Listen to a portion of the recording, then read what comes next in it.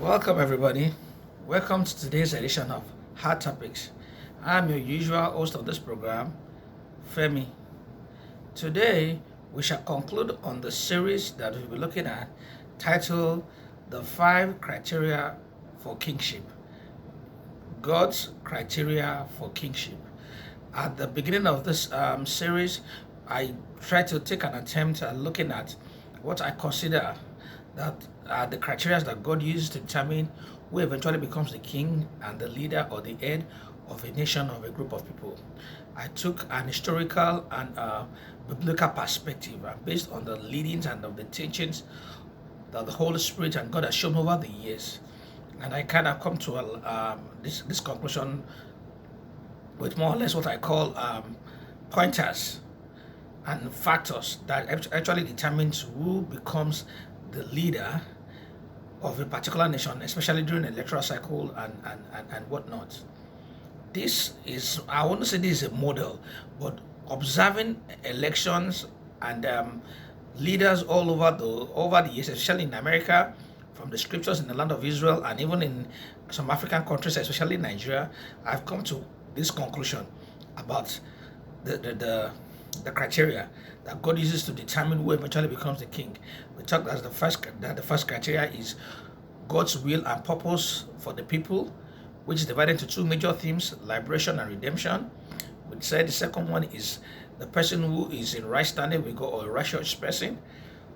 Then we said the third one is what I call skills, capacity, and competence. The fourth one is what I call hierarchy, longevity, and experience in public leadership position or public leadership service position.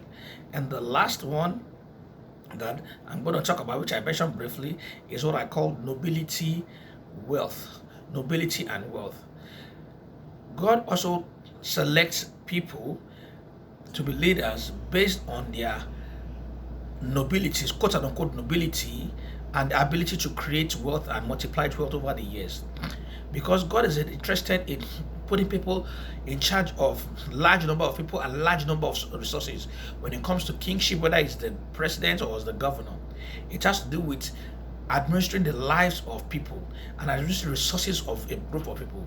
So whoever is going to be a leader must have an understanding or must have experience in what people management, large people management, and wealth management. And if you look historically, back in the days, even in the days of the scriptures, the people who actually are in position to lead a number of people or gather a lot of resources are usually people who have wealth, who have either built it or who are from a noble family. So there was a time in Europe they had what they call the feudal system. There's the king and there's the feudal lords, and these feudal lords have territories where they employ people, to work for them, and they pay them, although there was slavery and all that. But the issue here is, the point here is that those who were in charge of others had the ability to, or the capacity to manage the resources on behalf of the others. Whether it was done rightly or wrongly is not the issue. Whether they were evil or cruel people is not the issue. But the issue is that there were people who had the opportunity to lead people. Even during the slavery era in America, the slave owners, the plantation owners were in charge of people. They were in charge of a lot of property, a large landscape. And therefore, there were so many people working on their farms, including Americans or including the freeborns who were also servants too. If you go back to modern ancient African tradition, or even the Arabian tradition, it's the same thing. You have kings, you have lords, you have chiefs who over the years built and managed properties and people. And so when somebody wants to become a leader, then, especially if there are no organized structure of getting somebody, usually people who got seeks to get into position of leadership is somebody who has grown through the ranks of leadership, who has gone through the ranks of nobility. Because even by nobility, they understand commerce, they understand international relations, they understand friendship, they understand business management, people management. And so often, if you look at even the founding fathers of America, in the early days, the first 10, 5, 15 people, presidents of the United States of America, most of them, those who contested or who competed against each other, you will hear often said in their report that, oh, they were from a prominent family in Virginia, they were from a prominent family in North Carolina, they were from a noble family in this, they were from that, because nobility is part of God. If you look at the life of the children of Israel, the first king, even though after God was giving them judges, they said they don't want judges, they wanted a king, like the nations around them. And God told them, please, give me some time. I don't want to go to, but even if you want a king, let's take some time to build a king for you, or to develop a king for you. But they said no, they said they want a king now. And when God was going to give them a king, he gave them Saul. Saul was the son of Kish, who was a prominent Benjamite, or the tribe of Benjamin. So Saul was not poor.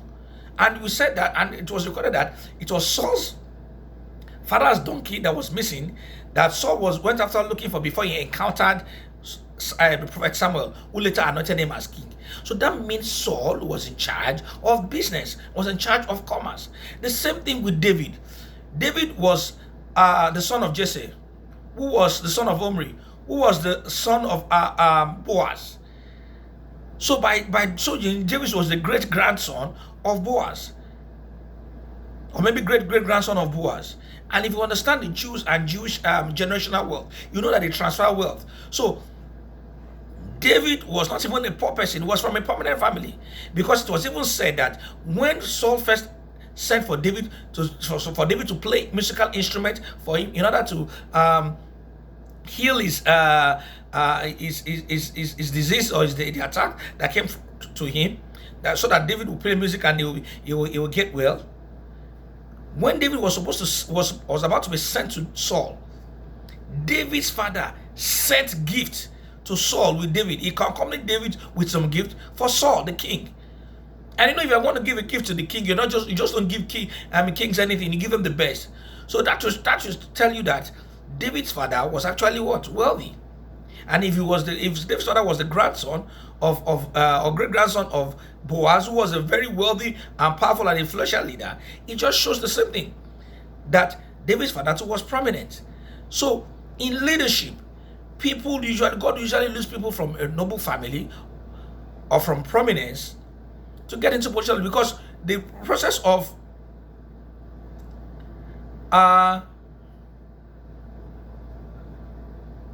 getting leaders and building them up would have been done in that family. That was why when David was sent for, and when Saul wanted to anoint David as king, David was not there. He was in the wilderness. He was tending the sheep. Why was he tending the sheep? The family structure to organize was given unto him. Even Joseph in the Bible, his great grandfather was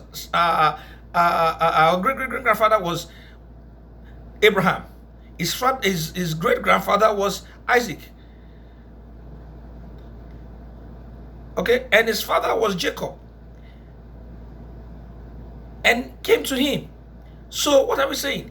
They built wealth. It was recorded that Abraham was wealthy, Isaac was wealthy, Jacob was wealthy, and even Joseph too was wealthy. Daniel too was recorded that he was from a noble family. Okay, and on and on and on and on and on like that. When it comes to the position of kingship, leadership, God uses nobility. Now, if you don't come from a noble family, what else? What then can you do? God also uses somebody who has built wealth, who has wealth, because you must be in charge of people and properties. Now, you can start from the from the grassroots. You can start from the smallest point and gradually build yourself up. Whether you are in the civil service, or whether you are a private attorney or something. But in order for you to get into a significant position of leadership and strength and power and influence, you must have built wealth. If you didn't follow the first part, that was when the 45th president of the United States of America became president. People were saying, he doesn't have political experience, and we saw it. But he had spent 20 years building wealth. He came from a wealthy noble family. Even though, I question his management of wealth and all of that, but the truth is that this is somebody who has built wealth over the years. He came from a house where wealth was seen. Look at even Roosevelt. Look at the Kennedys. Look at the Rockefellers. They don't just get there, they grow up through wealth accumulation. And there are private individuals in life too who, through their own form of industry and commerce, have built their wealth on their own. So they've learned to manage people, learned to manage resources, and they get to a position of leadership. So combining all these 5 factors together, you will find out that God brings all these things together to determine who eventually becomes the king. So it will be very, very good for a nation or group of people when they want to select their king to look at the fact that, okay, is this person, what's the purpose of God? If you find someone who is in line and in tune with the purpose of God, who is in right standing with God, who is righteous, who has gained experience and capacity over the years to lead, who has experience in public leadership position and knowledge, and who at the end of the day came from a noble family or has built what over the years, then that is your sure candidate for kingship. Usually such a person who has all the 5, it is very difficult for you to find somebody who has all the 5 at the same time.